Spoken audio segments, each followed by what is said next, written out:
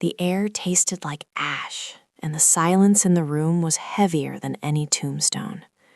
I could still feel the phantom sting of their laughter echoing in my ears, a cruel symphony conducted at my expense. Everything I had worked for, everything I believed in, lay shattered at my feet like a dropped mirror, reflecting a distorted image of my own naive trust. They thought they had won. They were so wrong. If you would protect your sister from any danger, subscribe now. From the outside, my life probably looked like a fairy tale. I grew up in a wealthy suburb, the kind where perfectly manicured lawns stretched out like green carpets, and the air always smelled faintly of freshly cut grass and quiet desperation. My father, a self-made man, had built a business empire from the ground up, and my mother, a former debutante, dedicated her life to maintaining the facade of effortless perfection. But behind the gates and the carefully curated image, things were far more complicated. I always felt like I was living in the shadow of my younger sister, Clara. She was the golden child, the one who could do no wrong. She was effortlessly charming, dazzlingly beautiful, and, according to my father, destined for greatness. I, on the other hand, was just Zoe, the dependable one, the responsible one, the one who always followed the rules. While Clara flitted from one impulsive adventure to another, racking up speeding tickets and experimenting with questionable substances, I buried myself in books, fueled by a burning desire to prove my worth. I poured my heart and soul into my studies, dreaming of a future where my hard work would finally be recognized. I got accepted into a top-tier university, determined to make a name for myself. The problem? The cost. Tuition fees were astronomical, a mountain of debt that loomed over my future. I approached my father, hoping for his support. He listened patiently, nodding thoughtfully as I outlined my plans, my hopes, my dreams. He told me he was proud of me, that he always knew I had the potential to achieve great things. But then came the caveat. He wouldn't be paying for my education outright. I would need to take out loans, just like everyone else. "It'll build character, Zoe," he said, patting her hand with a forced smile. I swallowed my disappointment and applied for every loan and grant I could find. I worked part-time jobs throughout college, sacrificing sleep and social life to make ends meet. It was a constant struggle, a relentless battle against the rising tide of debt. Meanwhile, Clara, after drifting through a series of failed ventures, suddenly announced her intention to find herself through art. She enrolled in a prestigious and incredibly expensive private art school, her tuition, room, and board all conveniently covered by a special fund my father had apparently set up just for her. I tried to ignore the burning resentment that simmered beneath the surface. I told myself it wasn't fair to compare our situations, that my father had his reasons. But the truth was, it felt like a slap in the face. I was drowning in debt, working myself to the bone, while my sister was living a life of carefree luxury, funded by the very man who had refused to help me. Years passed. I graduated with honors, landed a decent job, and started chipping away at my student loans. Clara, meanwhile, continued to bounce from one artistic whim to another, seemingly oblivious to the financial burden she was placing on our family. I attended family dinners, forcing a smile as my father praised Clara's passion and creativity, while barely acknowledging my own accomplishments. The injustice of it all was a constant, gnawing ache in my chest. I tried to talk to my mother about it, but she just shrugged, saying, "Your father knows what's best. Just be patient." But patience was wearing thin. The crimson of anger started to bloom inside me, slowly but surely. I was starting to question everything I thought I knew about my family, about loyalty, about fairness. I started questioning my own sanity. Was I crazy to feel this way?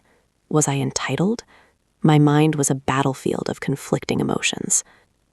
Then came the ultimate betrayal. During a seemingly casual conversation with my aunt, I accidentally stumbled upon the truth. The special fund my father had set up for Clara's art school wasn't some long-term investment or a stroke of financial genius. It was money he had been secretly stashing away for years, earmarked specifically for her education. The amount? $500,000, enough to pay off my student loans with plenty to spare. The person I trusted most was one of them. The revelation hit me like a physical blow, stealing the air from my lungs and leaving me gasping for breath. My aunt, oblivious to the bomb she had just dropped, continued to chat about trivial matters, her words washing over me like meaningless static. I managed to excuse myself, stumbling away from the table and locking myself in the nearest bathroom. The pristine white tiles seemed to mock me, reflecting a distorted image of my own shattered expectations. I stared at my reflection, barely recognizing the hollow-eyed woman staring back. The weight of years of resentment, of suppressed anger, of quiet desperation crashed down on me. My vision blurred, and the glass in my hand shattered, the sharp edges digging into my palm. The crimson welled up, a stark reminder of the pain that had been festering inside me for so long. That night, sleep evaded me. I tossed and turned, haunted by the image of my father's smug smile, by Clara's carefree laughter, by the crushing weight of my student loan debt. The injustice of it all was a constant, gnawing ache in my chest. I felt like I was suffocating, trapped in a gilded cage of my own making. I tried to rationalize it, to find some logical explanation for my father's actions, but the truth was inescapable. He had chosen Clara over me, prioritizing her happiness over my future. He had lied to me, manipulated me, and left me to struggle while he showered her with lavish gifts. The following weeks were a blur of suppressed rage and forced smiles. I continued to go to work, to pay my bills, to maintain the facade of normalcy, but inside, I was slowly unraveling. I found myself snapping at colleagues, withdrawing from friends, and losing interest in the things I once enjoyed. The weight of the secret was crushing me, threatening to consume me whole. I knew I couldn't continue to live like this, pretending that everything was okay when my world was crumbling around me. I needed to confront my father, to demand an explanation, to finally release the pent-up anger that had been festering inside me for so long. But a part of me was terrified. What if he denied it? What if he dismissed my feelings as petty jealousy? What if he doubled down on his favoritism, making it clear that I would never measure up to Clara? The thought of facing that kind of rejection was almost unbearable. So I did what I always did, and I tried to fix things. I worked harder, I took on extra shifts, I scoured the internet for scholarships and grants, anything that would take some of the crushing weight of the student loans. It wasn't that I wanted his money, it was about fairness. It was about the principle. One evening, after a particularly grueling day at work, I decided I couldn't take it anymore. I drove to my parents' house, my hands trembling on the steering wheel. I rehearsed what I was going to say, trying to maintain a calm and rational tone, but inside, my emotions were a tangled mess of anger, resentment, and hurt. When I arrived, my father greeted me with a warm smile, ushering me into the living room where Clara was lounging on the sofa, painting her nails a vibrant shade of pink. The sight of her carefree demeanor sent a fresh wave of anger coursing through me. After some small talk, I finally broached the subject, carefully explaining what I had learned from my aunt. My father listened patiently, his expression unreadable. When I finished, he sighed, running a hand through his perfectly coiffed hair. He didn't deny it.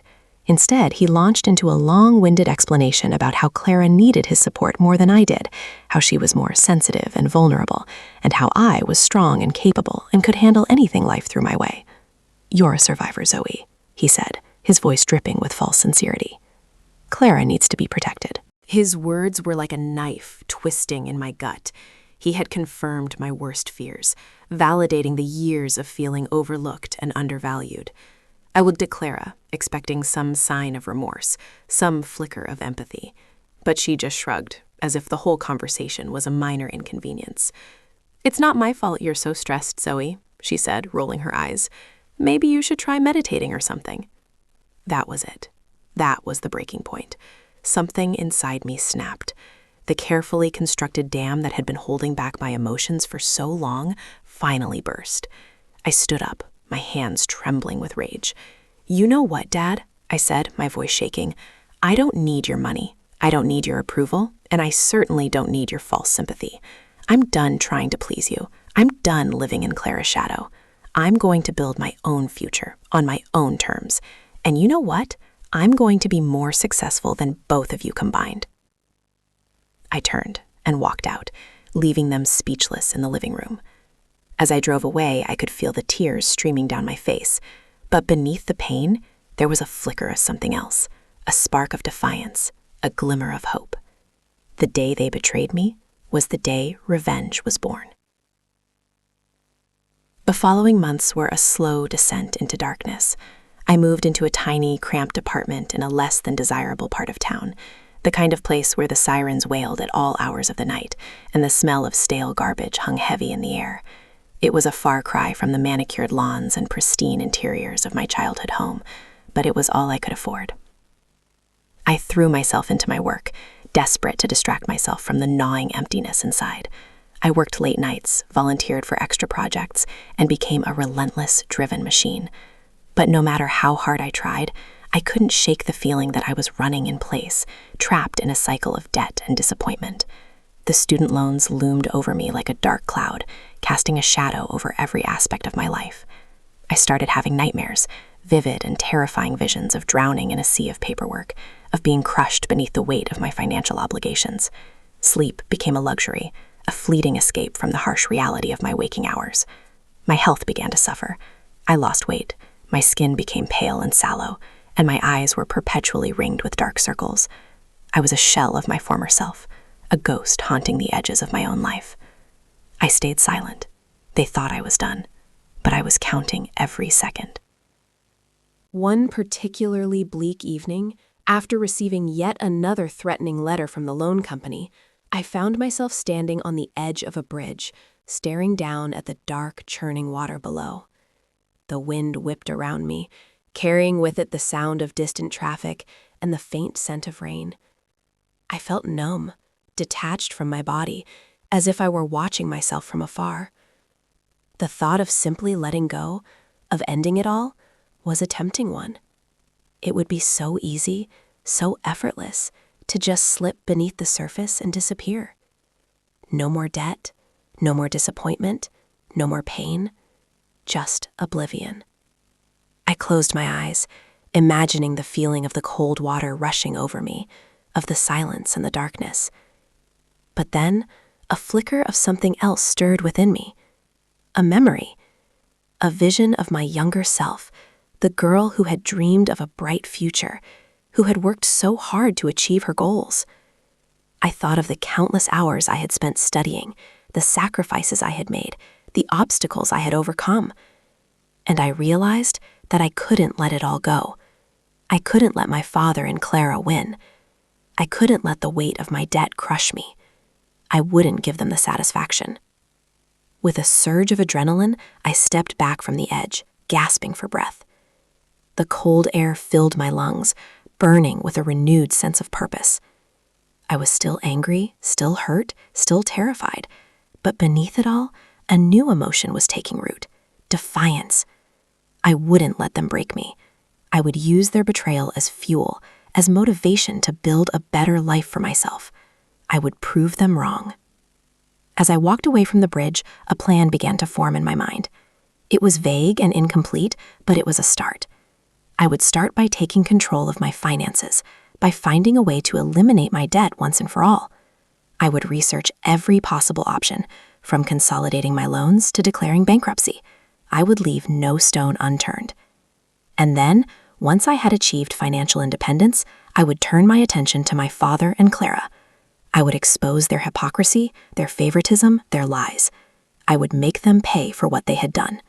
I smiled. I acted broken, but I was recording everything. The first step was simple: documentation. I started meticulously collecting every piece of evidence I could find: emails, letters, bank statements, anything that would shed light on my father's financial dealings and his relationship with Clara. I spent hours poring over the documents, piecing together a timeline of events, uncovering hidden transactions, and identifying patterns of deceit.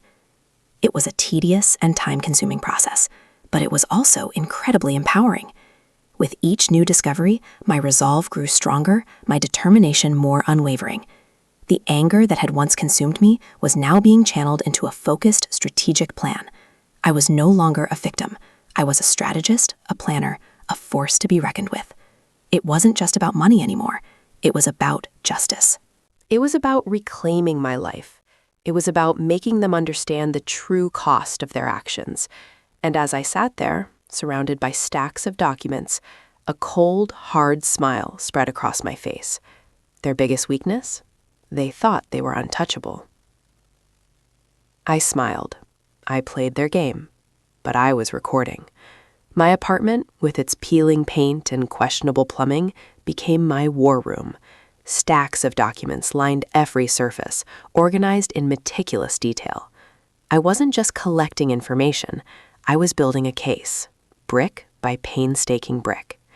The first thing I needed was irrefutable proof of the $500,000 fund and its intended purpose. Bank statements were a start, but they were easily dismissed. I needed something more concrete, something that would leave no room for doubt. So I started digging into my father's emails, a task that required a level of digital sleuthing I never knew I possessed. I recovered old passwords, bypassed security protocols, and navigated a labyrinth of encrypted messages, all while holding my breath, praying that I wouldn't get caught. Each email I opened felt like disarming a bomb, the potential for exposure ever present. After weeks of relentless searching, I struck gold. An email exchange between my father and Clara from years ago, discussing the art school fund in explicit detail. He wrote about how proud he was of her artistic talent, how he wanted to give her every opportunity to succeed, and how the money was specifically set aside for her education, no matter what. It was the smoking gun I needed. I saved the emails to an encrypted hard drive, backing them up in multiple secure locations. I wasn't taking any chances. If my father discovered what I was up to, he would stop at nothing to protect his reputation and his darling daughter. I then turned my attention to Clara. I needed to understand the extent of her knowledge, how complicit she was in the deception. I started subtly probing her during our infrequent phone calls, asking about her art career, her finances, anything that might give me a glimpse into her true feelings. She remained blissfully unaware, always portraying herself as the struggling artist, the victim of circumstance. But I saw through her facade. I noticed the subtle inconsistencies in her stories, the way she carefully avoided certain topics, the nervous fidgeting whenever I mentioned my father's financial success. I began to suspect that she knew more than she let on, that she was actively manipulating my father to maintain her lavish lifestyle. To get the proof I needed, I turned to less conventional methods. I invested in a miniature surveillance camera disguised as a harmless object and planted it in her apartment during a carefully orchestrated visit. It was a risky move, a violation of her privacy, but I felt justified in my actions. She had shown me no mercy, and I wasn't about to play fair. The camera captured everything: her conversations, her phone calls, her daily routines. I watched the footage with a mixture of fascination and disgust, meticulously documenting every instance of her entitlement, her manipulation, and her outright lies. One day, I caught a conversation between Clara and one of her friends, in which they openly mocked my struggles, laughing about how I was working myself to the bone while she was living the high life on my father's dime. "She's such a loser," Clara said, her voice dripping with disdain. "I can't believe she actually thinks she's going to make something of herself." The crimson of anger surged through me, threatening to consume me whole, but I managed to control myself, reminding myself that this was exactly what I needed. This was the motivation I needed to keep going. The next step was to understand the legal ramifications of my father's actions. I consulted with a lawyer, explaining my situation in detail, omitting only the illegal surveillance. He confirmed my suspicions. My father had likely committed financial impropriety, potentially even fraud. He advised me to gather as much evidence as possible and to prepare for a long and arduous legal battle. I knew that taking legal action against my own father would be a drastic step, but I was prepared to do whatever it took to expose the truth. As I continued to gather evidence, I realized that I was walking a tightrope. One wrong step could send everything crashing down around me. I had to be careful, methodical, and above all, patient. I started living a double life, maintaining the facade of a dutiful daughter while secretly plotting my revenge. It was exhausting, emotionally draining, but I refused to let it break me. I kept reminding myself of the bridge, of the darkness, of the moment I chose to fight back. That memory fueled me, gave me the strength to keep going, even when I felt like giving up. The anticipation of the strike grew with each passing day. I imagined the look on my father's face when he realized that his carefully constructed world was about to crumble, the shock and disbelief in Clara's eyes when her lies were exposed. I fantasized about the moment I would finally reveal the truth, about the sense of vindication and release that would wash over me. The exact day they tried to end me, I exposed the truth. The camera revealed more than I could have hoped for. Clara wasn't just complicit. She was the architect. She had manipulated my father from the beginning, playing on his vanity and insecurities to secure her financial future. One evening, while my father was out of town, Clara received a call from a man I didn't recognize. The conversation was hushed, secretive. I strained to hear, my heart pounding in my chest. It turned out to be an art dealer, offering her a substantial sum for a series of paintings she claimed to have created. The problem? The paintings were strikingly similar to the work of a famous, reclusive artist who had disappeared years ago. My blood ran cold. Was Clara forging artwork? The implications were staggering. If I could prove it, it would not only destroy her reputation, but also expose my father's involvement in covering up her crimes. This wasn't just about money anymore. It was about art fraud, forgery, and potentially something far more sinister. The art world was notoriously cutthroat, and I had a feeling that this rabbit hole went much deeper than I initially imagined. This was their undoing. This was their weakness. This was my weapon. I dove headfirst into the world of art forgery, researching famous cases, studying the techniques used by master forgers, and learning everything I could about the art market. I discovered that the artist Clara was allegedly copying had a history of mental illness and had vanished without a trace, leaving behind a valuable collection of unsigned paintings. The art world buzzed with rumors about his whereabouts. Some whispered that he had ended it all. Others claimed he was living in seclusion, painting in secret. I tracked down former associates of the artist, gallery owners, and art critics, piecing together a narrative of his life, his struggles, and his mysterious disappearance. The more I learned, the more convinced I became that Clara was not only forging his work, but also somehow involved in his disappearance. I needed proof. I needed to find the original paintings, the ones she was copying, and I needed to find out what had happened to the artist. The risk was enormous, but the potential reward was even greater. This could be the key to unlocking everything. I decided to set a trap. I knew Clara craved recognition and validation, that she desperately wanted to be seen as a legitimate artist. I crafted a fake invitation to an exclusive art exhibition in Paris, one showcasing the works of emerging artists. I forged the signature of a renowned art critic, praising her talent and inviting her to display her paintings at the show. The invitation was carefully designed to appeal to her vanity, to make her believe that she was finally on the verge of achieving her dreams. I knew she wouldn't be able to resist. I sent the invitation to her apartment, knowing that she would immediately show it to my father, seeking his approval and financial support. I watched and waited, my heart pounding with anticipation. It didn't take long. Within hours, I received a phone call from my father, his voice filled with excitement. He congratulated me on my success, praising my newfound ambition, and offered to pay for my trip to Paris. I played along, feigning gratitude, secretly relishing the moment when his world would come crashing down. The trap was set. The bait was taken. Now all I had to do was wait for them to walk right into it. The plan was simple, yet intricate. I booked a flight to Paris, making sure to arrive a few days before the exhibition. I rented a small, inconspicuous apartment near the gallery, using a fake name and paying in cash to avoid leaving a paper trail. I then contacted the real art critic whose name I had forged, informing him of Clara's fraudulent activities and providing him with copies of her paintings. He was furious, vowing to expose her at the exhibition. Together, we devised a plan to reveal the truth to the art world, to expose Clara and my father for their lies and deceit. I also contacted the authorities, informing them of my suspicions regarding the art forgery and the disappearance of the original artist. They agreed to investigate, promising to have officers present at the exhibition, ready to apprehend Clara and my father if necessary. Everything was in place. The stage was set. The players were ready.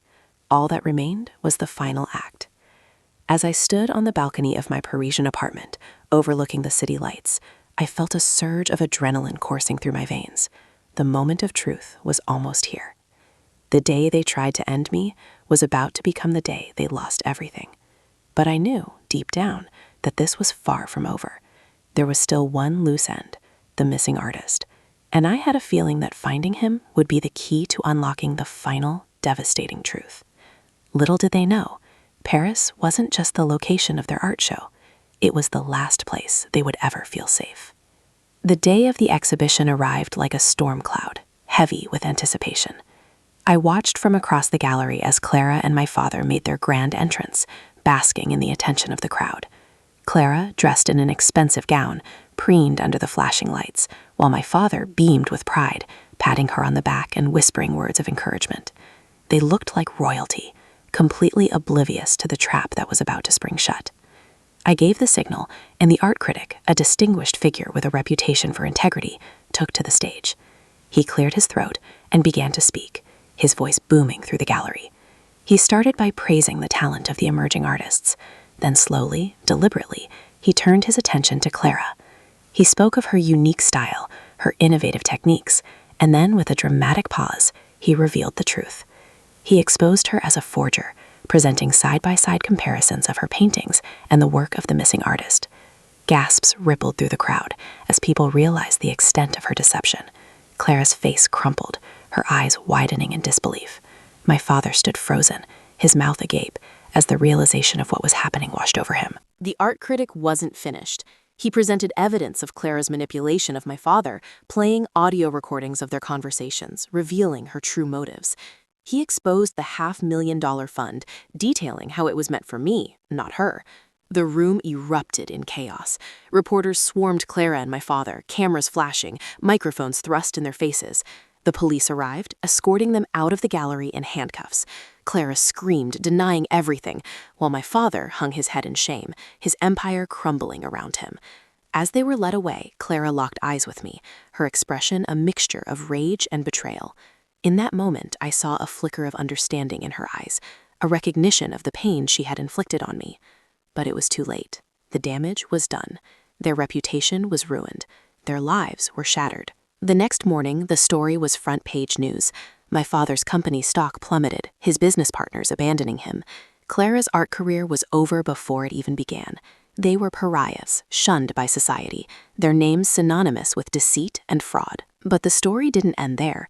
The authorities launched a full-scale investigation into the disappearance of the original artist.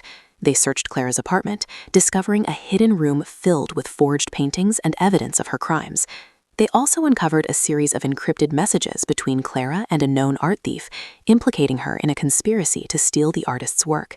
After weeks of searching, they found him. Not how they expected. He had been living in seclusion in a remote cabin in the mountains, battling severe mental illness. He had not ended it all, but he was a shadow of his former self, unable to paint or even communicate. Clara's actions had not only destroyed his career, but had also driven him to the brink of madness. The full weight of her crimes was finally revealed, and she was charged with art forgery, theft, and conspiracy. My father, who initially claimed ignorance, was also charged with aiding and abetting, as well as financial impropriety. In the end, they lost everything: their wealth, their status, their freedom. They were brought to justice, their lies exposed for the world to see. As for me, I rebuilt my life, stronger and more resilient than ever before. I used the money I recovered from my father to start my own business, a venture that quickly flourished. I found love and happiness, building a family of my own. I never forgot what they had done to me, that I refused to let it define me. I chose to focus on the future, on creating a life filled with purpose and meaning. They lost everything. I just smiled. Revenge isn't sweet. It's necessary. Would you have done the same? Let me know in the comments. Subscribe for more justice.